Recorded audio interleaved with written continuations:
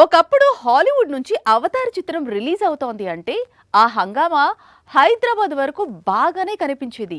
ఈ వీకెండ్ కు మూడో భాగం విడుదలవుతోంది. కానీ హైదరాబాద్ లో మాత్రమే కాదు, హాలీవుడ్ లో కూడా పెద్దగా సౌండ్ లేదు. అవతార్ కు క్రేజ్ తగ్గిందా, లేక ఆడియన్స్ కు కెమెరాన్ మూవీస్ బోర్ కుట్టించేశాయా? సినిమా ప్రపంచంలో జేమ్స్ కెమెరూన్ తనకంటూ ప్రత్యేకమైన పేజీని కాదు, చాప్టర్ని లిఖించుకున్నాడు. అవతార్ లాంటి వెండితెర వండర్ని సృష్టించేందుకు ఏళ్లుగా కష్టపడుతున్నాడు. ఆల్రెడీ 2 భాగాలతో సంచలన విజయాలను, వేల కోట్ల వసూళ్లను చూశాడు. కానీ డిసెంబర్ 19న రిలీజ్ అవుతున్న మూడో భాగానికి పెద్దగా బజ్ క్రియేట్ కావటం లేదు.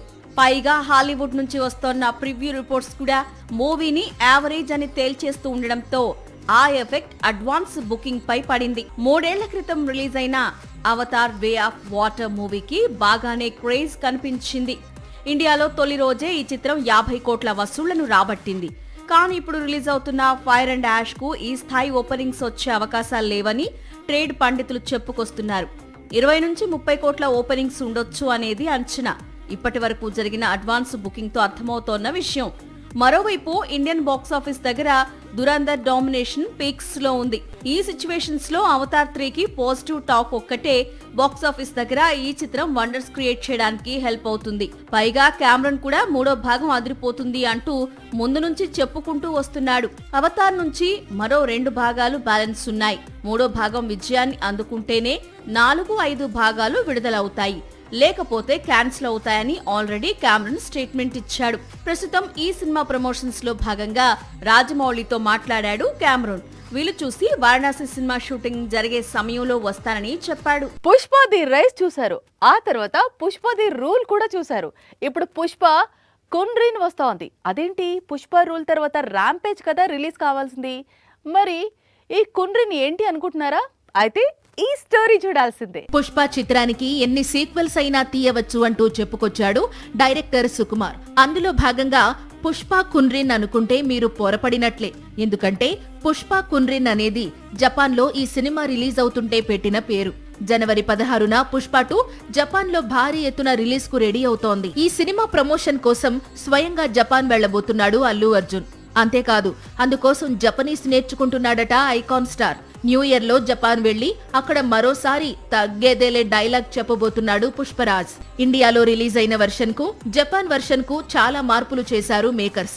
ఎందుకంటే జపాన్ లో రిలీజ్ అయ్యే పుష్పకు రన్ టైం దాదాపు 3 గంటల 42 నిమిషాలు అట. అలా ఎందుకు అంటే మొదటి భాగంలోని కొన్ని సీన్స్ కలుపుతున్నారట. త్వరలోనే ఇదే వర్షన్ ను ఇండియాలో రిలీజ్ చేస్తారట. మొన్న బాహుబలి 2 భాగాలు కలిపి ఎపిక్ పేరుతో రిలీజ్ చేశాడు రాజమౌళి. పుష్ప 2 చిత్రాన్ని జపాన్ తరువాత చైనాలో రిలీజ్ చేసేందుకు ఏర్పాట్లు జరుగుతున్నాయి. జపాన్, చైనాలో కనుక పుష్ప 2 క్లిక్ అయితే ఈ cinema India biggest block buster గా నిలిచే అవకాశాలు ఉన్నాయి. దంగల్ పేరుతో ఉన్న 2000 కోట్ల రికార్డ్ బద్దలయ్యే అవకాశాలు ఉన్నాయి. మల్టీ స్టారర్ చేయడానికి ఇప్పటి జనరేషన్ స్టార్స్ కు ఎలాంటి కండిషన్స్ లేవు. జస్ట్ స్టోరీ నచ్చాలి, ఇద్దరు హీరోల ఇమేజ్ బ్యాలెన్స్ చేయాలి, మూవీని అద్భుతంగా తెరకెక్కించే దర్శకులు కావాలి. ఈ కండిషన్స్ మీట్ అయితే చాలు, మల్టీ స్టారర్ చేయడానికి రెడీ అంటూ 2 సార్లు ప్రూవ్ చేశాడు తారక్. ఇప్పుడు ఐకాన్ స్టార్ కూడా సేమ్ ట్రెండ్ ఫాలో అవుతున్నాడని సమాచారం. ఎప్పటికప్పుడు ఆడియన్స్ ను సర్ప్రైజ్ చేస్తూ వెరైటీ మూవీస్ చేస్తూ వస్తున్న అల్లు అర్జున్ ఇప్పుడు అట్లీతో మూవీ తర్వాత ఒక మల్టీ స్టారర్ ప్రాజెక్ట్ చేయబోతున్నాడట. ప్రస్తుతం ఈ రూమర్ టాలీవుడ్ తో పాటు పాన్ ఇండియా మార్కెట్ ను షేక్ చేస్తోంది. ఇంతకీ అల్లు అర్జున్ ఎవరితో మల్టీ స్టారర్ చేస్తున్నాడు అంటే అందుకు యంగ్ టైగర్ పేరే వినిపిస్తోంది. పైగా ఈ చిత్రాన్ని తమిళ దర్శకుడు లోకేష్ కనగరాజ్ తెరకెక్కిస్తాడట. గతంలో ఇదే కథను రజనీ, కమల్ తో ప్లాన్ చేశాడు లోకేష్. వారు నో చెప్పడంతో సేమ్ స్టోరీని ఇప్పుడు బన్నీ, తారక్ తో ప్లాన్ చేస్తున్నాడట. ఇదే నిజమైతే అంతకంటే ఏం కావాలి అంటున్నారు ఇద్దరు హీరోల మ్యూచువల్ ఫ్యాన్స్. అయితే ఈ crazy deadly multi starrer sets పైకి వెళ్ళడానికి చాలా సమయం పడుతుంది. ఎందుకంటే అట్లీతో అల్లు అర్జున్ నటిస్తున్న మూవీ, అలాగే ప్రశాంత్ నీల్ దర్శకత్వంలో ఎన్టీఆర్ నటిస్తున్న చిత్రాలు ముందు పూర్తి కావాలి, థియేటర్స్ లోకి రావాలి. ఈ లోపు లోకేష్ కనగరాజ్ బాలీవుడ్ వెళ్లి అమీర్ ఖాన్ తో మూవీ కంప్లీట్ చేయాలి. అప్పుడే tiger, icon multi starrer sets పైకి వెళ్లే అవకాశాలుంటాయి. తమిళ దర్శకులు అనగానే ఇప్పుడు లోకేష్, నెల్సన్ పేర్లు ఎక్కువగా వినిపిస్తున్నాయి.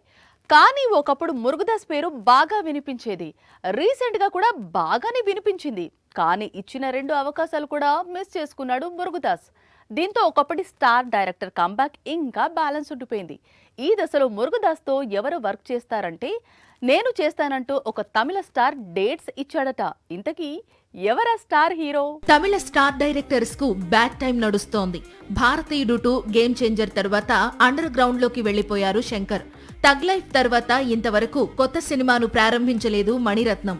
ఈ ఏడాది రెండింటికి 2 డిజాస్టర్స్ తీశాడు మురుగదాస్.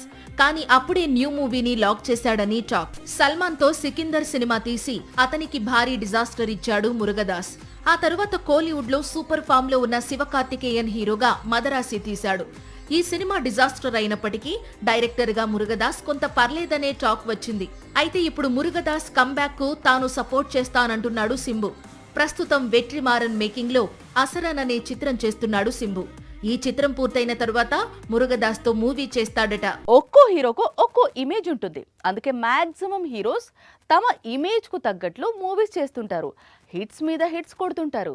బాలీవుడ్ లో సన్నీ డియోల్ కు ఒక ఇమేజ్ ఉంది. అదేంటి అంటే పాకిస్తాన్ పై యుద్ధం ప్రకటించాలి అన్నా లేదా తప్పులను ఎత్తి చూపాలన్నా అందుకు సన్నీ డియోల్ కరెక్ట్ అనేది అతను సంపాదించుకున్న ఇమేజ్.